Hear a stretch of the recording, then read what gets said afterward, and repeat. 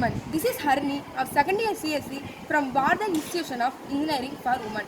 Today I want to address a topic we are all affected and are misunderstood anger. But I am come to prove the topic anger is not anger. We hear that word anger, we suddenly think that it outbursts, heated arguments, perhaps and violence. But if I told you it pursues you, it's not truly anger. At first glance, anger seems to be a straightforward emotion.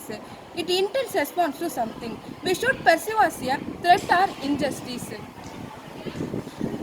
However, if we deeper, anger should be a common label as a complex blend of underlying feelings or reactions. In that the time, you should remember that anger is just a signal, it's not an emotion. It serves as a warning system when you feel something is wrong or need an attention. Instead of reacting impulsively, you should pause and consider what the anger trying to telling us. If you feel unheard or disrespected, okay. As the situation, there needs a resolution. By treating anger properly as a signal rather than a standalone situation, we should approach more insights and control.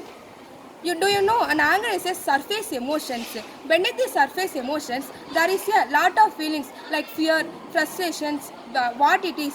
For example, when the situation where someone reacting angrily when criticized, and at that time an anger should be a mask for deeper feelings of insights or fear of failures.